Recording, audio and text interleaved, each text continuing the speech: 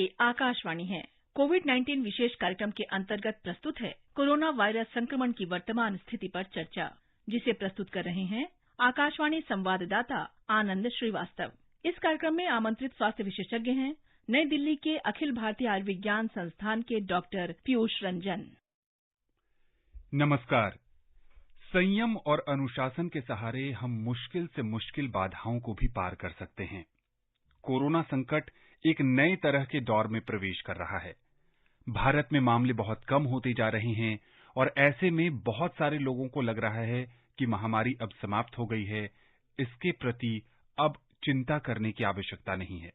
लेकिन यहां आपको एक चीज का ध्यान रखना है कि अगर आप अनुशासित रहेंगे, अगर आप सरकार के नियमों का पालन करते रहेंगे, तब आप इस महामारी से बहुत हद तक बच सकते हैं। जब बात नियमों की होती है तो हमें ऐसा लगता है कि अब मास्क पर बहुत सारे राज्यों में जुर्माना हटा दिया गया है, तो मास्क की अनिवार्यता नहीं है। मैं कहीं भी जाऊं, मास्क नहीं भी पहनूंगा तो कोई दिक्कत नहीं है। लेकिन आप ये नहीं जानते हैं कि आप अगर किसी सार्वजनिक परिवहन में जा रहे हैं, आपके बगल में जो व्यक्ति बैठा है, आपके पास में जो व्यक्ति खड़ा है, वो संक्रमित हो सकता है। अगर आपने मास्क नहीं लगाया है तो आप भी संक्रमित हो सकते हैं। ऐसे में मास्क जरूर लगाइए। ये मत सोचिए कि जुर्माना हटा तो मास्क भी हटा। आपकी अपनी जिंदगी की सुरक्षा आपके हाथों में है। मास्क न सिर्फ आपको सुरक्षित रख सकता है, बल्कि आपके परिवार के सदस्यों को भी कोरोना से बचा सकता है। आज के कार्यक्रम के साथ मैं हूं आनंद श्रीवास्तव और हमारे साथ हैं वरिष्ठ स्वास्थ्य विशेषज्ञ डॉक्टर पीयूष रंजन। डॉक्टर पीयूष, इस कार्यक्रम में आपका बहुत बहुत स्वागत है। धन्यवाद आनंद जी। आपके माध्यम से देश भर के तमाम सुनने वालों श्रोताओं से बात करने का मौका मिला। आपका हार्दिक अभिनंदन। नमस्कार सर। इससे पहले कि डॉक्टर साहब के साथ हम चर्चा शुरू करें, अपने श्रोताओं को बता देना चाहता हूं कि अगर वो भी इस कार्यक्रम से जुड़ना चाहते हैं तो हमें फोन कर सकते हैं। हमारा फोन नंबर है 011-2342-1764। डॉक्टर साहब, भारत के कई राज्य ऐसे हैं, कम से कम 5 ऐसे राज्य हैं, दिल्ली को भी अगर उसमें शामिल कर लें जो केंद्र शासित प्रदेश है, जहां संक्रमण दर में पिछले कुछ दिनों से बढ़ोतरी देखने को मिल रही है। केंद्र सरकार ने भी इन राज्यों को चिट्ठी लिखा है और कहा है कि आप बेहतर प्रबंधन करें। सबसे पहले, क्या कारण है कि इन राज्यों में फिर से मामले बढ़ने लगे हैं? और दूसरा प्रश्न ये है कि ये जो नया वेरिएंट है जिसके बारे में कहा जा रहा है कि अभी शोध चल रहा है, ये कितना भयावह साबित हो सकता है? जी, आपका कहना बिल्कुल सही है कि जैसे ही थोड़ा सा रिलैक्सेशन हुआ, उसके बाद थोड़े से केसेस में देखने को जरूर ज्यादा मिले हैं।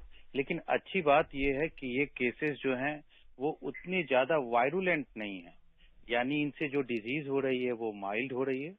लेकिन आपका कहना बिल्कुल सही है कि हमें अपने गार्ड्स को, जो हमारे सुरक्षा चक्र हैं, उसे कमजोर नहीं करना है। किसी भी तरह से हमें ये कोशिश बनाए रखनी है कि जो जितने भी कोविड एप्रोप्रिएट बिहेवियर हैं उनका हम लोग अनुपालन करते रहें। और जैसा आपने बताया कि ये नई वेरिएंट जो है, ये नई वेरिएंट जो है ये जैसे कि जो हमारी थर्ड वेव आई है, ओमिक्रॉन वेरिएंट है, उसकी तरह ही ये माइल्ड वेरिएंट है जो mostly upper respiratory tract infection करती है और इसमें कोई भी ज्यादा मोर्टेलिटी या मॉर्बिडिटी नहीं देखी गई है। तो यह अच्छी बात है, लेकिन संक्रमण दर को कम किए रखना है, क्योंकि जो हमारे बुजुर्ग हैं और जो इम्यूनो कॉम्प्रोमाइज पेशेंट हैं उन पर इनका दुष्प्रभाव पड़ सकता है। जी हाँ, बिल्कुल डॉक्टर साहब कह रहे हैं कि जो सुरक्षा कवच है, जो मास्क है, जो सुरक्षित दूरी के उपाय हैं, उसको फॉलो करना बेहद जरूरी है। राजधानी दिल्ली से हमारे साथ पहले कॉलर जुड़ गए हैं, अमरजीत अरोड़ा। अमरजीत जी, आपका बहुत बहुत स्वागत है। हाँ, नमस्कार डॉक्टर साहब। हाँ जी, मेरा पहला सवाल ये है कि दिल्ली में कितने केस हैं अभी दिल्ली, और नहीं 34,000 का कितना खतरा है? जी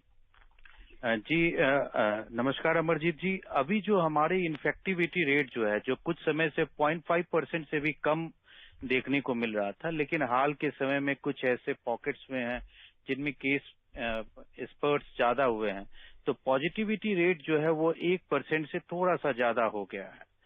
तो ये थोड़ा सा जरूर बढ़ोतरी है, लेकिन अच्छी बात यह है कि इसमें मॉर्बिडिटी और मॉर्टेलिटी में कोई भी ज्यादा दुष्प्रभाव या कोई भी ज्यादा चिंताजनक बात सामने नहीं आई है। डॉक्टर साहब, ये जो नए वेरिएंट के मामले सामने आ रहे हैं, उनमें क्या पहले की तरह ही लक्षण है या फिर जो संक्रमण का स्तर है वो माइल्ड है या बहुत ज्यादा गंभीर है? जी देखिए, कोविड के कई केस में या कोई भी जो वायरल इन्फेक्शन होता है उसके केस में वेरिएंट का नए वेरिएंट का आना बहुत ही लाजिमी है, और ऐसा कहा जाता है कि हर एक 20 दिन में कहीं ना कहीं कोई नया वेरिएंट आता है।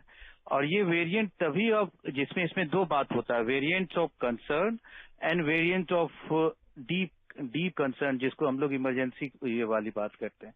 जब कभी भी कोई भी वेरिएंट पुराने इन्फेक्शन के बाद जो इम्यूनिटी होती है उसमें अगर जो है वो कम से कम ये करने लग जाए, उसमें अगर दिक्कत होने लग जाए, उसमें प्रोटेक्टिव इफेक्ट जो है वो कम से कम अगर ये आने लग जाए, तो उस केस में जो है हम लोग चिंता वाली बात को मानते हैं।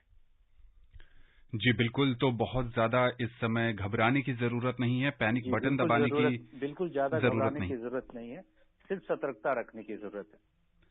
सतर्क रहें, सजग रहें और जो कोविड प्रोटोकॉल है उसका पालन जरूर करिए। कार्यक्रम में हमारे साथ अगले कॉलर जुड़ गए हैं, मुन्ना कुमार हैं। मुन्ना कुमार हमारे साथ जुड़े हैं कुशीनगर से। आपका बहुत बहुत स्वागत है। नमस्कार सर। नमस्कार। डॉक्टर सर को भी नमस्कार मेरा। नमस्कार मुन्ना कुमार जी। सर मैं जानकारी चाहता हूँ कि अभी जो नया वेरिएंट आया है उसका शायद XE नाम है शायद, तो उसका क्या लक्षण है और कैसे हमें पता चलेगा कि ये XE जो कोरोना हुआ है, इसके बारे में हमें जानकारी चाहिए। धन्यवाद। जी डॉक्टर साहब। जी, जैसा कि मैंने कार्यक्रम के शुरू में ही बताया, ये जो थर्ड वेव वाली जो ओमिक्रॉन वेरिएंट है उसी के जैसे इसके लक्षण हैं। बस ये कहा जाता है कि इसकी इन्फेक्टिविटी जो है ये और भी ज्यादा है। तो इस अनुसार जो है वो इन्फेक्टिविटी और वायरुलेंस दो अलग अलग चीजें, मैं इसे बताना चाहूंगा। इन्फेक्टिविटी मतलब एक व्यक्ति से दूसरे व्यक्ति को होने की संभावना, और वायरुलेंस का ये मतलब हुआ कि उस इन्फेक्शन के होने के बाद उस व्यक्ति में रोग कितनी ज्यादा गंभीर होएगा। तो भले ही ये ज्यादा इन्फेक्टिव है लेकिन इससे गंभीर बीमारी होने के मामले नहीं देखे गए हैं, ये अच्छी बात है। जी हाँ बिल्कुल, हर चीज के दो पहलू होते हैं। अच्छी बात, जैसा कि डॉक्टर साहब कह रहे हैं कि संक्रमण का जो स्तर है वो बहुत ज्यादा नहीं देखने को मिल रहा है। अगर कोई संक्रमित हो भी रहा है तो बहुत ज्यादा गंभीर परिणाम सामने नहीं दिख रहे हैं। डॉक्टर साहब, जब भी कोरोना की बात होती है तब हम उन लोगों की चर्चा करते हैं जो पहले से किसी बीमारी से परेशान हैं, चाहे मधुमेह हो, चाहे उच्च रक्तचाप की समस्या हो या फिर मोटापा भी हो। आप इन सभी चीजों में लंबे समय से विशेषज्ञ चिकित्सक रहे हैं, बहुत सारे मरीजों को देखते रहे हैं। आपका अनुभव क्या कहता है, जो लोग अपेक्षा से ज्यादा वजन वाले होते हैं उनको कोरोना किस तरह से प्रभावित किया इन 2-2.5 वर्षों में, और उनको क्या सावधानी बरतने की जरूरत है? जी, आपने बिल्कुल सही कहा। हमारे इंस्टीट्यूट में, हमारे एम्स में इस संबंध में कई शोध भी किए गए, और उसके बाद इसमें ये इस बात को देखा गया कि जो भी ऐसे लोग जो कि जिनकी वेट जो है वो नॉर्मल से ज्यादा है वो, और जो कि हाइपरटेंसिव हैं, उन लोगों में ये इंडिपेंडेंट प्रिडिक्टर ऑफ मॉर्टेलिटी या बैड प्रोग्नोसिस वाला ये देखा गया। जी। तो इस अनुसार जो लाइफस्टाइल रिलेटेड डिजीज जो है वो न सिर्फ वो जैसे कि ओबेसिटी हो गया, हाइपरटेंशन हो गया, वो भी जो है उसके लिए भी जो है वो एक इंडिपेंडेंट मॉर्टेलिटी का सूचक ये माना गया है। उन्हें किन चीजों का ध्यान रखने की आवश्यकता है? जी, वो किन चीजों का ध्यान रखें ताकि अगर वो संक्रमित हो भी जाएं या अपने नॉर्मल लाइफस्टाइल को ठीक करने के लिए वो क्या क्या करें? देखिए, लाइफस्टाइल और इम्यूनिटी एक दीर्घकालिक बात है, तो इसमें हम लोग एक दिन या एक सप्ताह में इसको चेंज करके कोई बहुत ज्यादा परिणाम नहीं ये ले सकते हैं जी। तो इससे हम सबों को सीखने की ये बात है कि इसमें आपको लंबे समय तक, जैसे कहते हैं ना कि if you want to get regular dividend then you you need to be invested regularly and for long term. तो उसी तरह अच्छी आदतें, जो अच्छी जीवन शैली है, वो आपको हमेशा वो मेंटेन किए रखना पड़ेगा, ताकि आपका वजन, आपका हाइपरटेंशन, और जो लोग डायबिटिक हैं या जो लोग दूसरे चीज हैं, वो लोग जो हैं वो अपना नॉर्मली वो अपना ब्लड शुगर कंट्रोल किए रहें। ये सारी सावधानी उन्हें ये मेंटेन किए रखनी लगे। और इन लोगों के लिए और भी ज्यादा जरूरी है कि वो लोग जब कभी भी मौका मिले वो अपना टीकाकरण और ये जरूर करा लें। और अब तो प्रिकॉशनरी डोज जो है वो भी सभी लोगों को दिए जाने की बात हो चुकी है। तो वो लोग भी अपना जैसे उनका मौका मिले वो प्रॉपर ये हमारे ये कोविन ऐप पर जाकर के रजिस्टर करें और अपने आप को जो है वो वैक्सीनेट करें। सो सबसे पहले वैक्सीनेट करें। नंबर 2, अपने ब्लड शुगर और ब्लड प्रेशर को डॉक्टरी सलाह से दवाई लेकर के वो कंट्रोल करें। और जो कोविड एप्रोप्रिएट बिहेवियर है वो समान जन की तुलना में और ज्यादा और बेहतर वो उसका प्रयोग करते रहें। उत्तर प्रदेश के महाराजगंज से हमारे साथ जुड़ गए हैं सुभाष जी। कार्यक्रम में आपका बहुत बहुत स्वागत है। क्या जानना चाहते हैं आप? नमस्ते। नमस्ते। नमस्कार। नमस्कार सुभाष जी। मैं ये जानना चाहता था, जो कि नया वेरिएंट आया है, क्या जो ओमिक्रॉन वगैरह पहले था कोविड का जो चल रहा था, वो मतलब कितना खतरनाक है, उससे कम खतरनाक है या ज्यादा खतरनाक है? जी, ये नए वेरिएंट को लेकर हर किसी को कंसर्न है। इस सवाल का जवाब जैसा कि हम लोगों ने अपनी चर्चा में कार्यक्रम में पहले ही दे दिया है कि यह वेरिएंट इन्फेक्टिव ज्यादा है लेकिन खतरनाक ज्यादा नहीं है। जी बिल्कुल। डॉक्टर साहब, मोटापा की चर्चा हम लोग कर रहे थे और इस देश में देखने को मिला है कि बहुत ज्यादा संख्या में लोग जो हैं वो सामान्य से अधिक वजन वाले होते जा रहे हैं। और इस दिशा में जो एक नया ट्रेंड देखने को मिला है वो बच्चे और युवा हैं। क्या कारण आप मानते हैं और उनको क्या संदेश भी देंगे? देखिए, जैसा कि ये कहा गया है कि वो जैसा कि मैंने बताया कि जो लाइफस्टाइल रिलेटेड जो फॉल्टी लाइफस्टाइल जो है, जो आजकल जो फटाफट वाली जिंदगी हो गई है, लोग जो है HFSS हम लोग कहते हैं, high fat sugar and salt वाले जो डाइट जो होते हैं वो ज्यादा लेने लग गए हैं। और जो नियमित तौर पर जो एक्सरसाइज जो है वो कम करने लग गए हैं। और इसके साथ साथ जो स्क्रीन टाइम है उनकी, चाहे वो मोबाइल पर हो या फिर लैपटॉप पर हो, वो ज्यादा से ज्यादा समय वो देने लग गए हैं। तो इस वजह से ये जरूरी है कि इन लोगों को अपनी जो दिनचर्या है, अपनी जीवन शैली है, उसमें सुधार करें।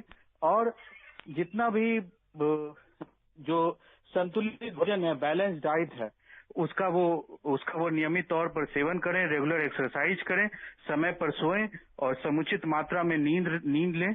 तो इन सभी चीजों के बाद जो भी चाहे वो ओबेसिटी हो या हाइपरटेंशन हो, उस पर अंकुश लगाया जा सकता है।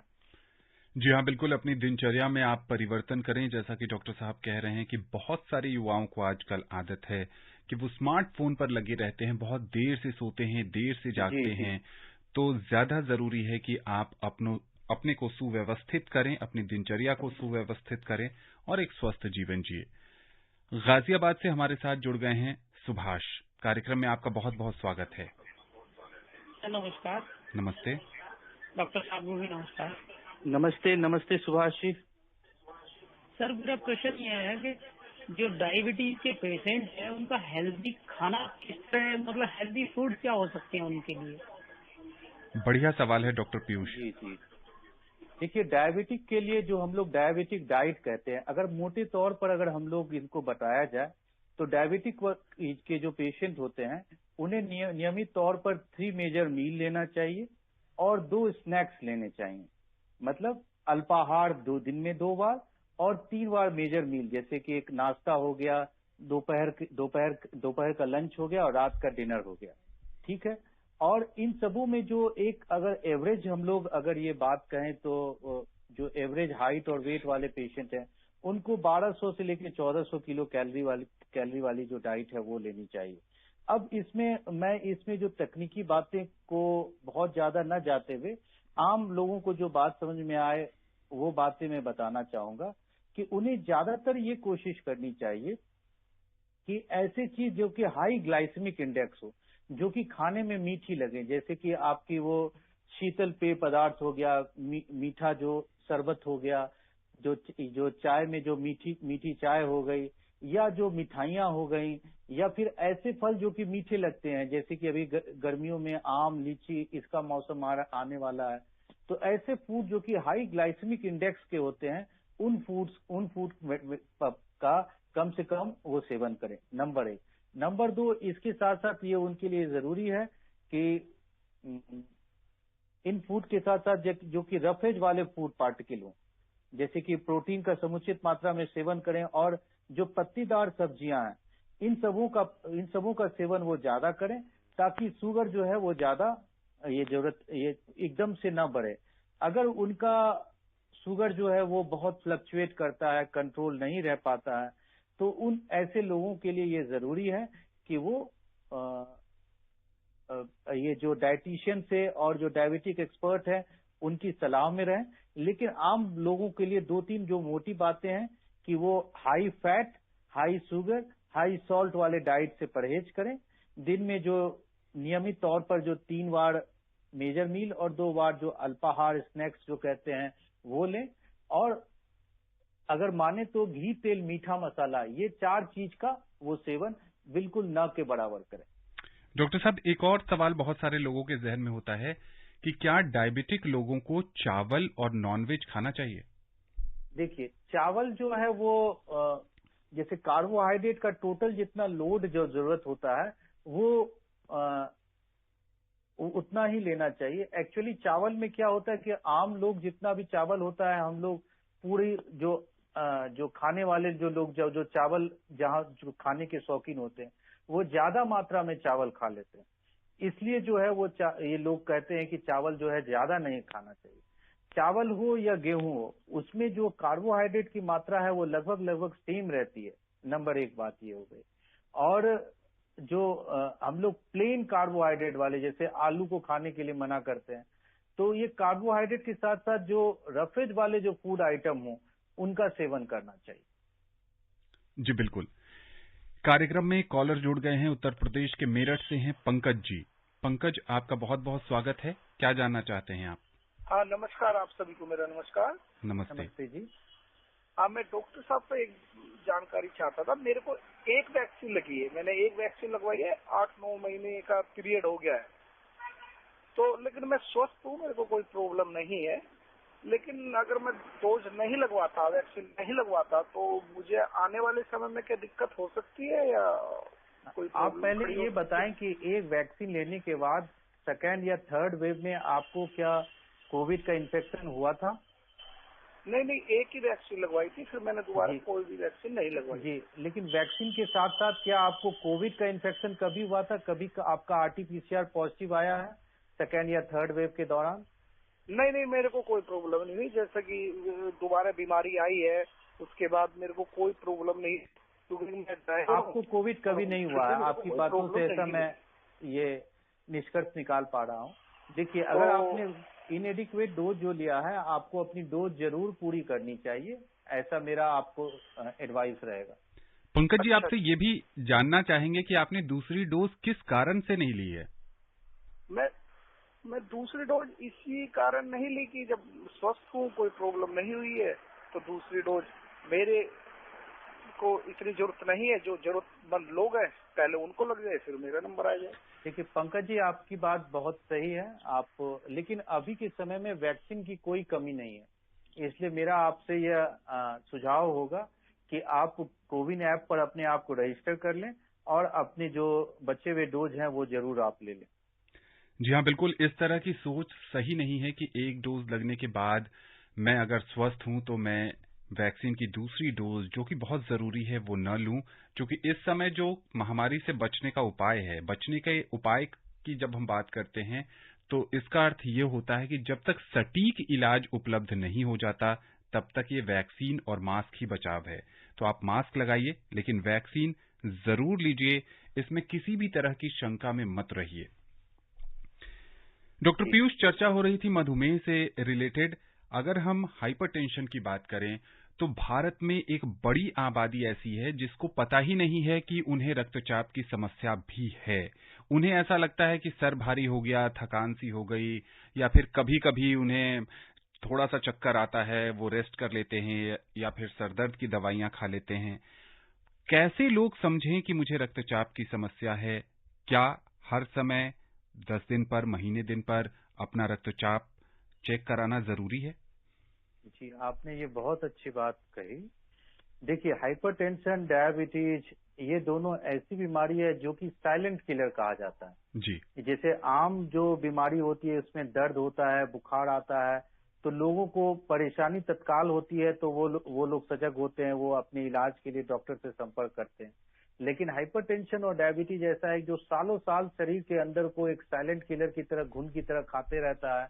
आपके हार्ट, किडनी, आपकी आंख की रोशनी पर दुष्प्रभाव डालते रहता है, और आपको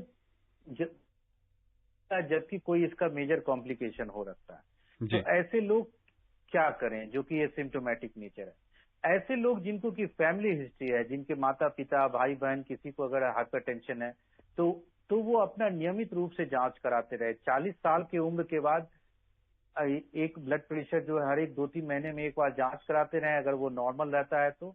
और एक बार अगर उनका बॉर्डर लाइन डिटेक्ट हो गया है तो वो ज्यादा फ्रीक्वेंटली हर एक 15 दिन पर या 1 महीने में एक बार जांच करा सकते हैं, और डॉक्टर की सलाह पर जो है दवाई या दूसरे लाइफस्टाइल मेजर्स को वो पालन कर सकते हैं। उत्तर प्रदेश के बड़ौद से हमारे नियमित श्रोता महेश शर्मा जी जुड़ गए हैं। महेश जी, स्वागत है आपका। नमस्कार जी, मैं डॉक्टर साहब को भी नमस्कार बोलता हूँ। जी नमस्ते। नमस्कार महेश शर्मा जी, नमस्कार, आपका स्वागत मैं है। जानना चाह रहा हूँ, लोग बाग जो है अधूरा वैक्सीन लेते हैं, उसका कोई फायदा नहीं है, बोतल ना लेने के बराबर है।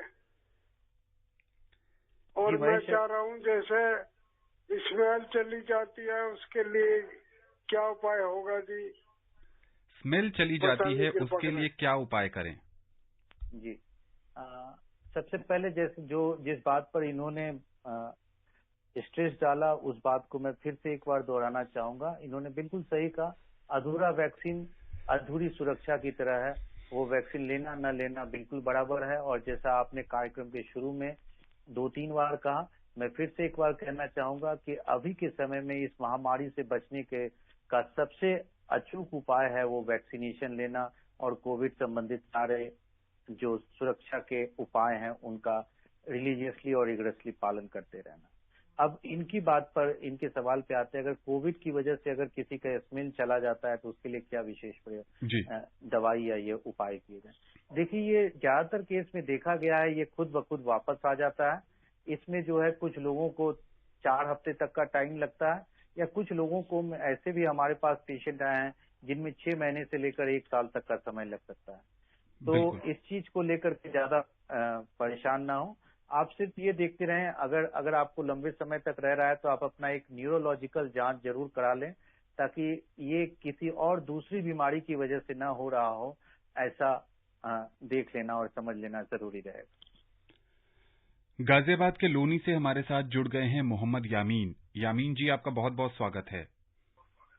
सर नमस्कार जी। नमस्ते। डॉक्टर साहब को भी नमस्कार जी। नमस्कार। नमस्कार सर, मैं यामीन भाई, रेडियो वाला, चिरोड़ी, लोनी जिला गाजीपुर। जी सर, मैं ये जानना चाह रहा था, जैसे आजकल नया वेरिएंट जो ये चेंज हो गया है, ओमिक्रॉन का जो है, तो इससे हम किस तरीके से अपने आप को बचाएं, अपने बच्चों को किस तरह से देखें, थोड़ा बताएं।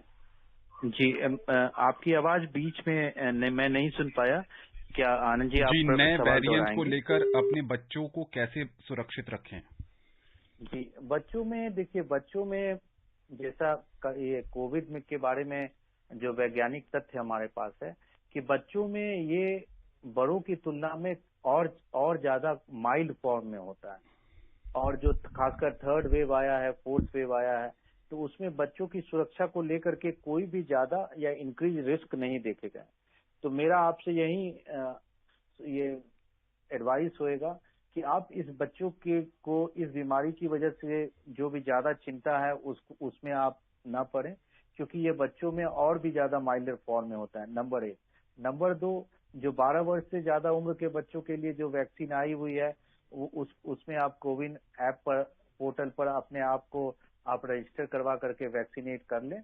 और बच्चों को जो यूजुअल जो प्रोटेक्टिव मेजर्स हैं, उन मेजर्स का पालन करने के लिए इनकरेज करते रहें। और अब तो स्कूल खुल गया है और स्कूल में बच्चों को जाने दें और तमाम जो है वो नॉर्मल लाइफ को लीड कर सकते हैं। हरियाणा के मेवात से हमारे साथ जुड़ गए हैं इलाही बख्श। इलाही जी, बहुत बहुत स्वागत है आपका।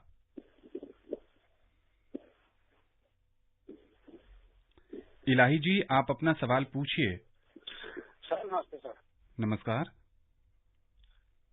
सर, मैं इलाही बख्श बोल रहा हूँ, गांव बीसरू, तहसील पुनाना, डिस्ट्रिक्ट मेवात, हरियाणा से सर। जी जी सर, मैं डॉक्टर साहब को बहुत बहुत नमस्कार बोलूंगा सर। जी नमस्कार इलाही जी। आकाशवाणी के परिवार को भी सर मैं नमस्कार बोलूंगा। जी, बहुत आपका आभार। सवाल पूछिए। कि सर मेरा 10 आदमियों का परिवार है सर। मैं 10 आदमियों में से 8 आदमियों ने दोनों वैक्सीन ले ली है सर। और 2 मेरे पोते हैं, एक पोता है मेरा सर 1.5 साल का, एक पोता है मेरा 3 साल का सर। उनका भी इंजेक्शन हो सकता है सर कोरोना का सर? जी डॉक्टर साहब। जी, मैं इनकी आवाज में ठीक से नहीं सुन पाया। 10 लोगों का परिवार है इनका। 10 लोगों में 8 लोगों ने वैक्सीन की दोनों खुराक ले ली है। एक बच्चा इनके यहाँ 3 साल का है और एक छोटा बच्चा 1.5 वर्ष का है। क्या बच्चों के लिए वैक्सीन उपलब्ध है 3 साल और 1.5 साल के लिए? जी नहीं, अभी हमारे देश में इतने छोटे बच्चों के लिए वैक्सीन उपलब्ध नहीं है, तो अभी इस पर शोध चल रहा है और जैसे वैक्सीन उपलब्ध होगी और ले सकते हैं वो, लेकिन अभी कोई वैक्सीन उपलब्ध नहीं है।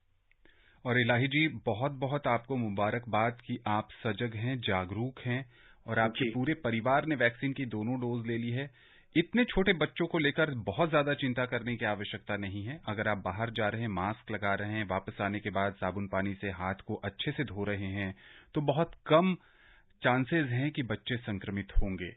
राजधानी दिल्ली से धर्मवीर जी हमारे साथ जुड़ गए हैं। धर्मवीर जी, कार्यक्रम में समय बहुत कम है, जल्दी से अपना सवाल पूछिए। आनंद जी नमस्कार। नमस्ते। मैं धर्मवीर दिल्ली से बोल रहा हूँ। डॉक्टर नमस्कार। जी नमस्कार साहब, ये बहुत अच्छा हो गया, जिस डॉक्टर साहब जो जिस विषय के होते हैं उसकी चर्चा होने लगी, बहुत ही सभी लोगों को और अधिक फायदा हो रहा है डॉक्टर साहब, इससे सुन के अच्छा लगता है। जी जी। अब ये इसे आपने शुगर के बारे में बताया। शुगर ये टाइप 1, टाइप 2 और जो एक शुगर ज्यादा खराब होती है जो इंजेक्शन लगाना पड़ता है मरीज को, तो इसमें और जो टैबलेट खाते हैं उसमें क्या फर्क है? जी, बहुत संक्षेप में डॉक्टर पीयूष। जी, टाइप 1 और टाइप 2 2 तरह की डायबिटीज होती है। टाइप 1 में जो है वो ऐसे में देखा जाता है जिनमें इंसुलिन लेने की आवश्यकता होती है। टाइप 2 में ओरल हाइपोग्लाइसेमिक एजेंट के द्वारा इसका नियंत्रण किया। दोनों खतरनाक हैं और कम और ज्यादा का इसमें ये बेसिकली शुगर कंट्रोल पर डिपेंड करता है। इसके संबंध में हम लोग चर्चा और किसी दिन कर सकते हैं, आज समय का अभाव है, तो यही बात है। डॉक्टर पीयूष, तमाम जानकारी को लेकर, कोरोना से संबंधित हो या फिर हाइपरटेंशन, डायबिटीज से लेकर मोटापा पर भी आपने बहुत अच्छी जानकारी दी। तमाम जानकारी के लिए आपका बहुत बहुत आभार। जी, बहुत बहुत धन्यवाद। आपके माध्यम से तमाम श्रोताओं से जुड़ने का मौका मिला, धन्यवाद।